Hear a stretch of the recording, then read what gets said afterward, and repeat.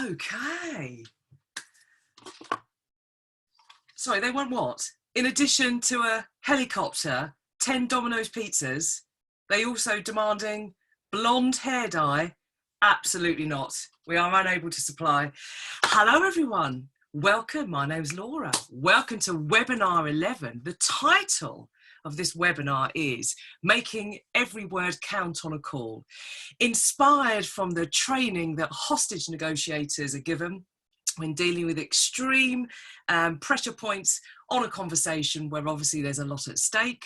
I've been writing and designing, get involved in communication training for years now, so it's been absolutely fascinating to look at what can we transfer from one quite extreme world to the new emerging world that we're finding ourselves in now. So without further ado, let me share with you the slides. So welcome. Making every word count on a call. This really stuck with me, this quote from Christopher Curtis. Biggest misconception about hostage negotiators is that we're great talkers when really we're great listeners. So let's bear that in mind when we start to look at some of the techniques that they're covered. The goal, as always, with the Lockdown Lunch and Learn is sessions designed to keep our professional skills sharp, maintained and ready for action on the other side.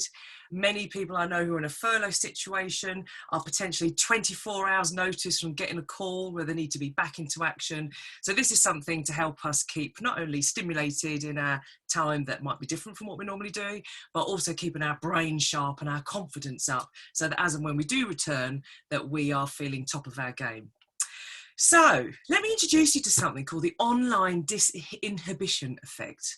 So this is something I read in a couple of books a while ago, actually. It was defined by Dr. John Suler, and it describes the specific effect of being online rather than in a physical environment. So the reason why we wanted to cover this topic today is that all of us are now pretty much finding virtual communication is the default that we're in, either a video call or a phone call, whereas there might have been actually some scenarios where you would have been having a conversation like that with the familiar surroundings of a physical space. And the ODE, online disinhibition effect, describes how actually people act differently online. It's almost been described as being like drunk online. So people are either more benign and more open than they typically would have been, or people are more toxic online than they typically would have been. So what that might arrive at is we might find ourselves having conversations with colleagues or people with whom we've known for years who are just acting maybe in a bit of a different way, or you've got an impulse to respond in a different way. Because on the internet, across the airwaves, we're almost an ideal version of ourselves compared to a real version. So we're being tested in ways that we certainly weren't trained for. Not being physically present does require an adjustment to be able to handle, for example, dominant personalities. It's interesting to see how quickly in a group video meeting, certain characters will continue to be confident and offer a suggestion, and others may kind of shrink back. And actually, unlike a physical meeting room where it would be easier to bring people in, actually we can find that online, some dominant personalities might require a little bit more tactical handling. Our language needs to be tighter, core messages sharper, because time is warped online, and sensitive topics might need to be handled with more care when the person with whom you're communicating with may only have themselves to process the aftermath of that call afterwards. There's even more duty of care potentially of handling some big conversations. So exploring how professionals are trained for these high pressure conversations might boost our own ability to build rapport, steer and conclude a call. So welcome to Practical Tips of Making Every Word Count on a Call. As always, great space to learn. It's judgment free. Take what you like, ditch what you don't. This is in the pursuit of us all learning how to emerge with a really decade-proof set of skills. Hopefully you'll be able to apply some of these things with immediate effect, so nothing's too complicated. The 3 objectives are designed to help us thrive whilst working from home, no matter how makeshift our space or however temporary our current employment situation. And the practical objectives for this session are how to build rapport to create trust and connection from the start. Let's see how hostage negotiators are trained. The power of an introduction to set the right tone, however subtle. Some fascinating stuff about language that will hopefully allow you to view what you say with a refreshed vigour, and practical tips for influencing a conversation towards an effective outcome. So just a couple of light tips at the end. So no matter how good I was before at having conversations, I might now have some conversation I'm having to do where I wouldn't have dreamt of doing that over the phone or over a video call. So really, I've got to channel my fox mindset here of it's not really how good I was yesterday that is going to determine whether I can thrive in the future.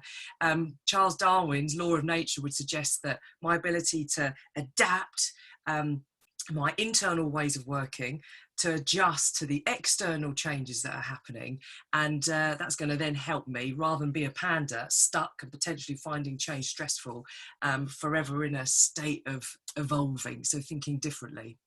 So objective number one, how do I build rapport to create trust and a connection right from the start? Okay, so here's footage from Waco. So Waco is one of the most famous hostage negotiation situations, and here's a quote from the chap who was involved, who was the lead negotiator at the point in 1993 at the first bit.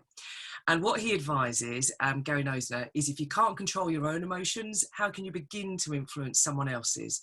The first task of a negotiator is to bring down the emotions. So here's the behavioural change stairway. This was put together by the FBI in the 70s, where it became apparent that there was a particular psychology and psychological process to increase the chances of there being a successful outcome. And they called it like a stairway because you can't get to the top, behavioural change, changing what someone else does, unless you've gone through the steps beforehand. And actually, active listening, anything that I've read recently about this is all about the active listening. So steps 1 to 3 are the most important steps, but it's easier to rush those or forget and only practice what you're going to say to influence and the behaviour you want changing. But actually, if we were sitting there in the FBI being trained in this, we'd be trained that active listening, first and foremost, to understand what's going on, to then use some language to develop some empathy. We'll look at this a little bit later. To then establish a rapport, so there's a beginning of a relationship happening. And once you start to understand that I'm on your side and there's a relationship, then and only then can I start to influence the shape of the conversation and potentially end on a behavioural change. So your next big conversation might not be talking down a hostage situation, but there might be something big coming up where you're thinking, typically I would have had that conversation face to face in a more relaxed environment. So how am I going to adjust the perception of this conversation so it doesn't feel like a casual catch up that we may have been having over laptop earlier on that day? And it's considered so important to work through these steps in order that police negotiators are trained to not try and affect any behavioural change until rapport has been established. So my key takeaway from this is before we even start thinking about what to say, it's more getting into the mindset of just completely absorbing what might be going on for the other person through active listening. So what does active listening look like? It's giving the person an opportunity to ensure that they feel heard and not judged, and making sure that their every word is counting as actually the most effective way to communicate the fact we've got a relationship.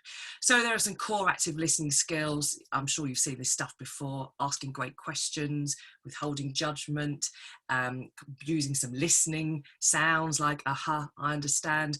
But in particular, if we were to take this up a level, active listening is not about planning my counter argument or what I'm going to say next or waiting for the other person to stop talking.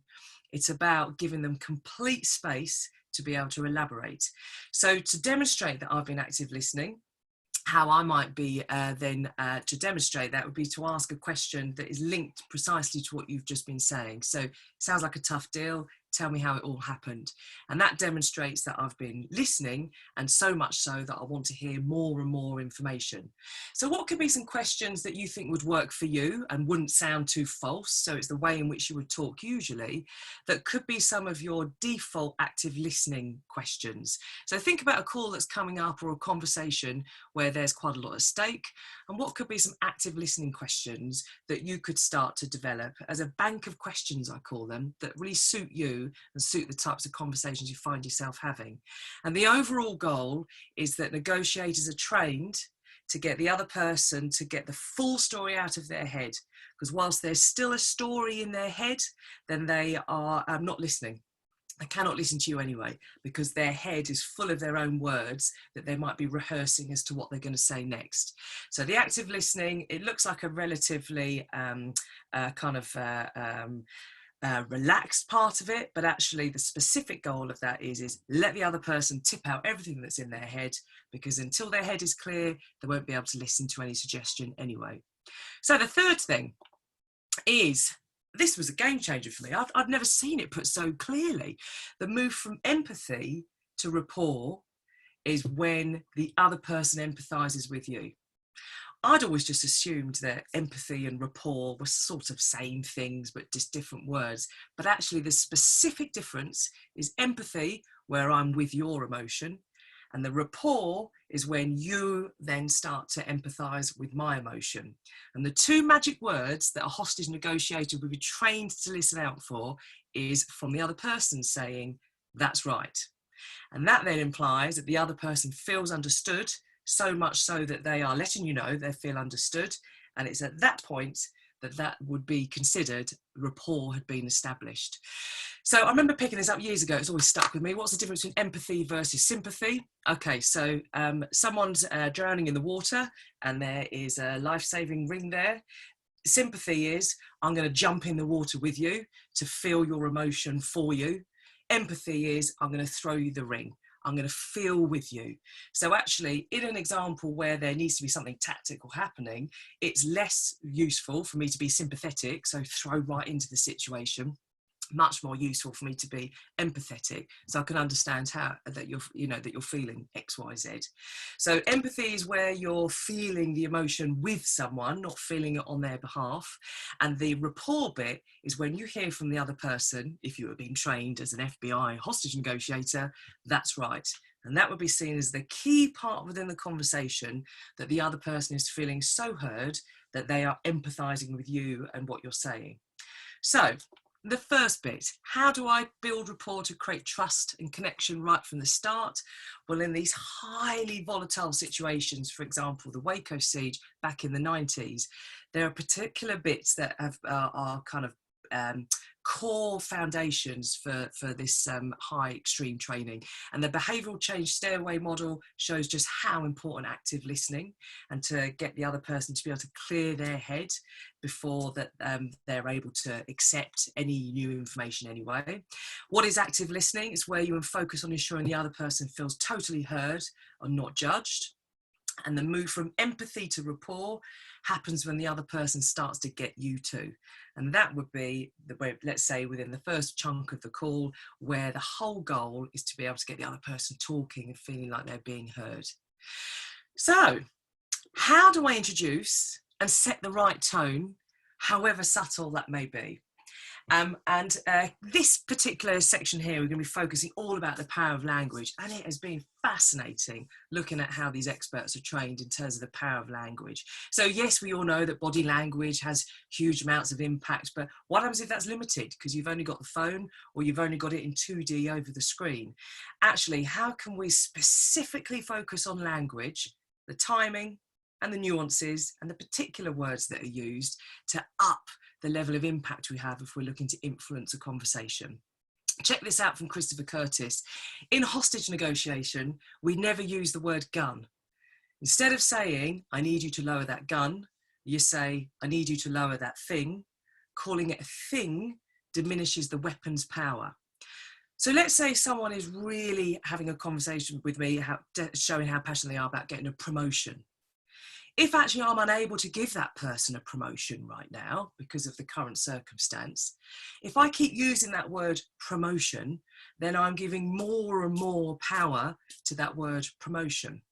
Whereas the word opportunity or situation might actually start to lower the focus on that particular word. So let's find out a little bit more. But what we focus on grows in a conversation. And hostage negotiators are trained to be able to use this in the most specific way. So, mirroring language. Let me tell you a story. I worked for an organisation about my gosh, about 12, 13 years ago now. And there was a very charismatic senior leader who worked in that organisation. And I noticed when I joined that he had a particular phrase, and the phrase was "by a country mile." And I'd never heard that phrase before. I'd worked in sales for years, but I'd never heard that phrase, "by a country mile." And it was the way he used to express something that was way ahead of anything else. So it was a positive. And then what I started to notice was that I started to notice other people around the organisation kept using this phrase as well. That showed how sort of influential he was. And I thought, this is really interesting how that particular phrase is catching on. I wonder if I could work with that in a way. And what I started to realise was that whenever I used his own language of "by a country mile" with the particular suggestion that I wanted to be agreed to, he agreed to it. And it really dawned on me very practically that the most powerful language in the world for people is their own language. The smart bit is about clocking what are some of these phrases or particular words that people use, and then thinking, well, how can I naturally bring that into the conversation? And it was startling how powerful using someone's own language is in terms of getting agreement or getting an approval of maybe an idea that you've come up with. So this idea of mirroring language. So if we were FBI hostage negotiators, we'd have been trained to an nth degree in this. And mirroring is where you repeat a few key words back from the counterpart statement as if it's a question. So if someone has been saying on the radio, "I'm sick and tired of being pushed around," the negotiator would be trained to respond with phrases like "feeling pushed, hey?" And what that does is all using the language to take us from empathy to rapport that I mentioned earlier on, which takes us towards then the behavioural change. Paraphrasing is where you might take the sentiment from the statement and repeat it in your own words. So I can imagine how frustrating that situation was.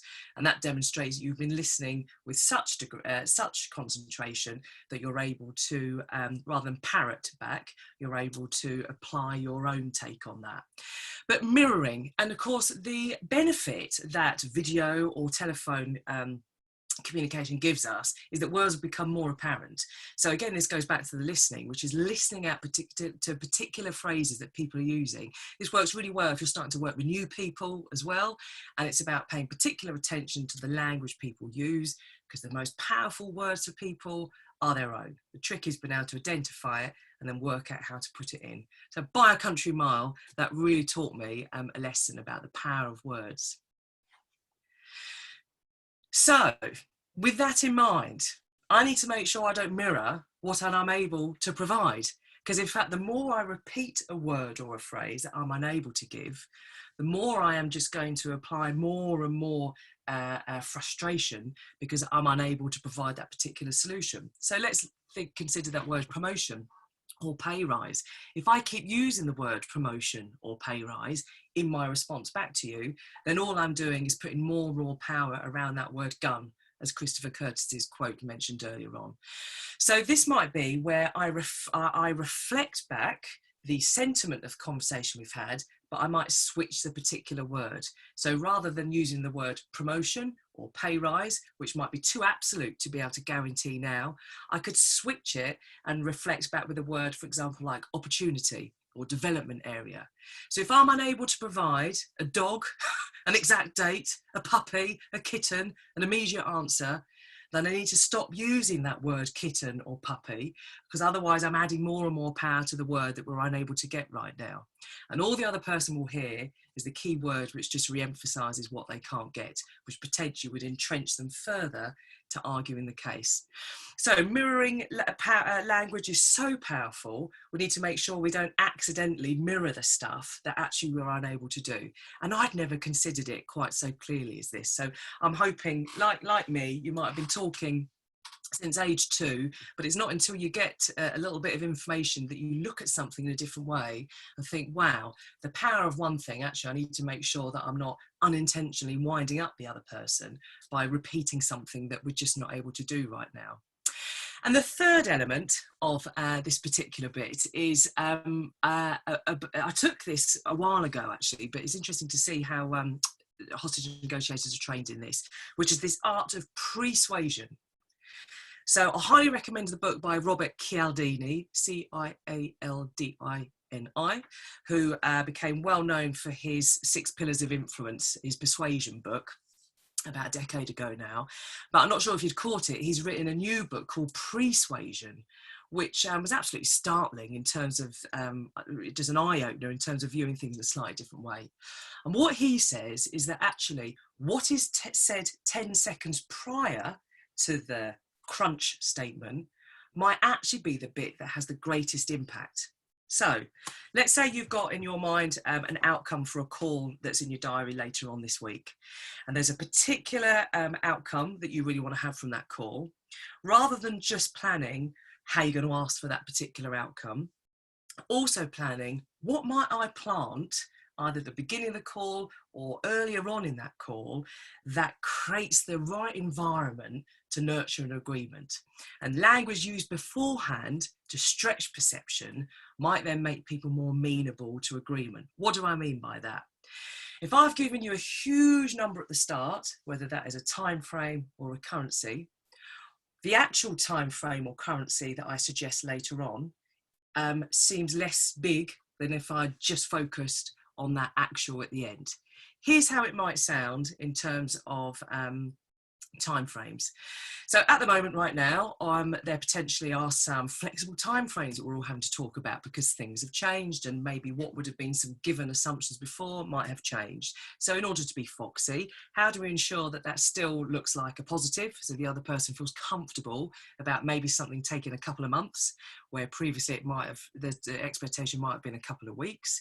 So what Robert Cialdini would say is he'd say, treat the environment beforehand before you put in the seed. So you basically need to fertilize the ground beforehand in order for anything to grow.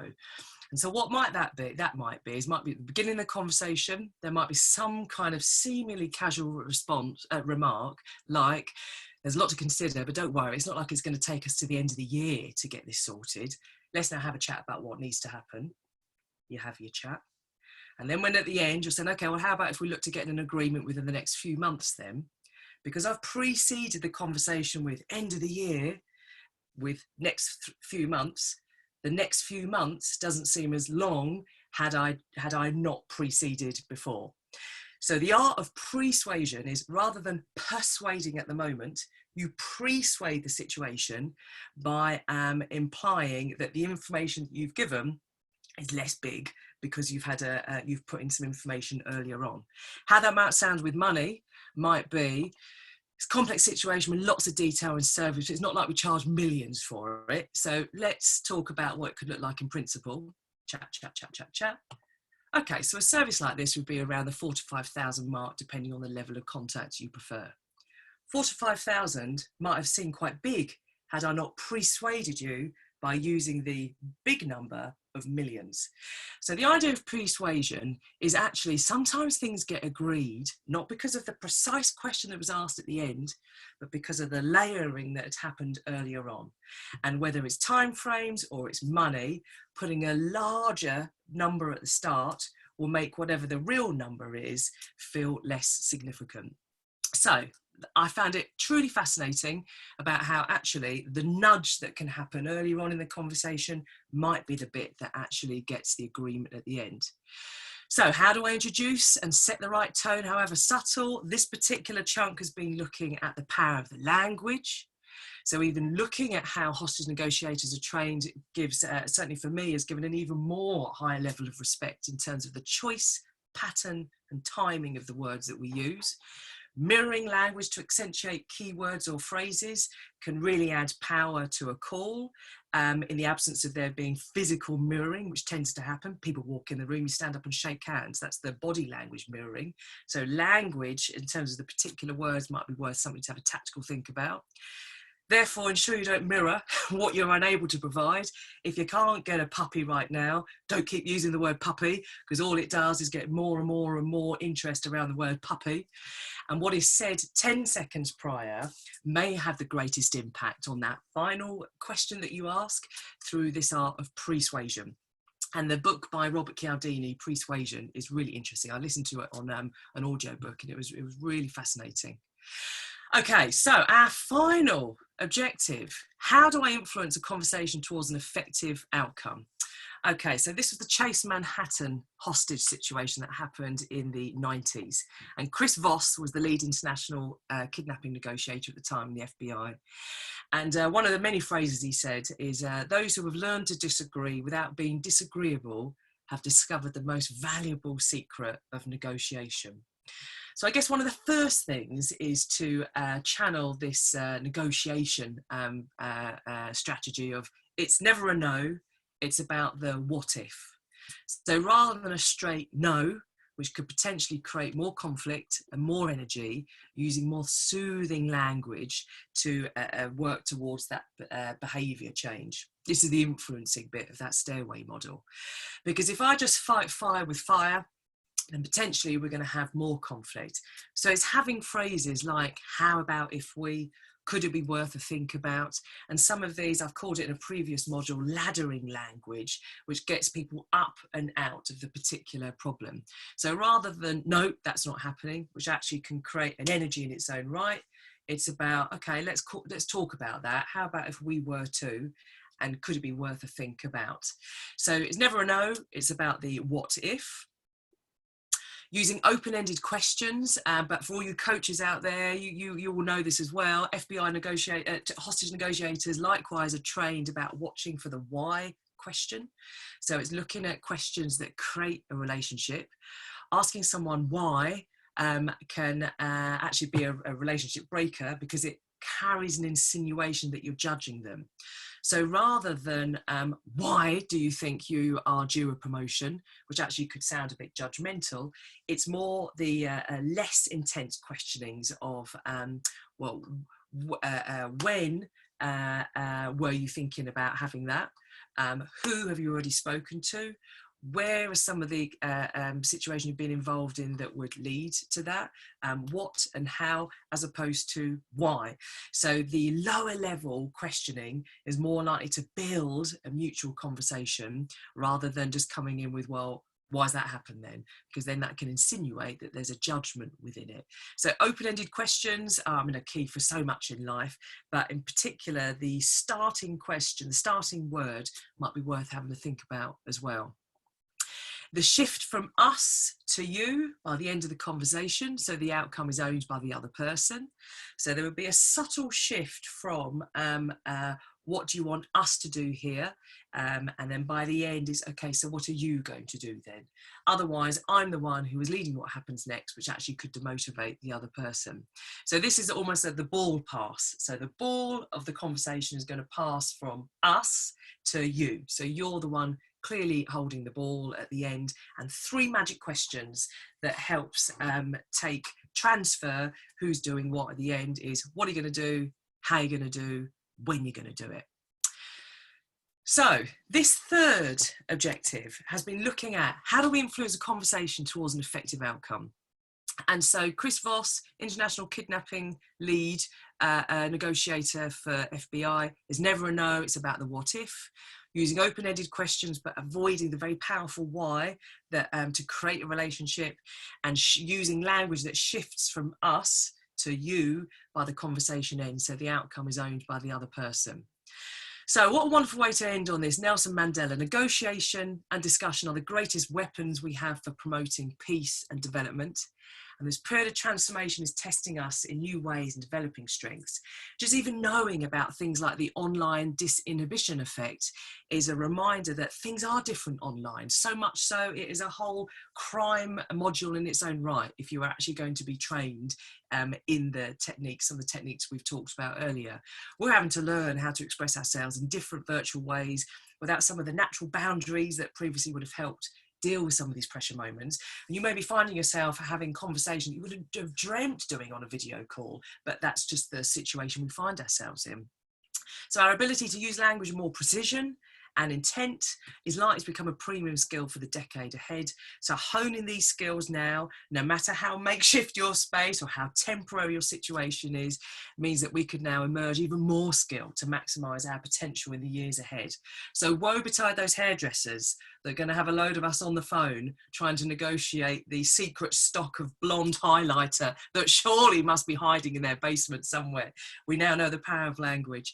So look at these standing stones. Think of all the deals that have been struck and the conflicts resolved. 5,000 years old Stonehenge has been there. There will be some pillars of how you work now that will stand forevermore, regardless of the external environment that's going on. Equally, there might be some opportunity to maybe refresh some of the ways in which you've done stuff. Now we're having to use different techniques. How am I going to consciously build rapport to create trust and connection on my next big call? How could I adjust how I introduce a topic so it sets the right tone, especially this use of subtle language with mirroring? And what could I try next to increase the level of influence I have towards an effective outcome? And even knowing about the art of persuasion might give you something else to think about when looking to be the very best version of yourself in 2D. So keep human, stay foxy. It's been an absolute pleasure. We're going to be taking a bank holiday break. So series 3 will be starting next week. We'll keep you posted. In the meantime, wish you well. See you on the other side.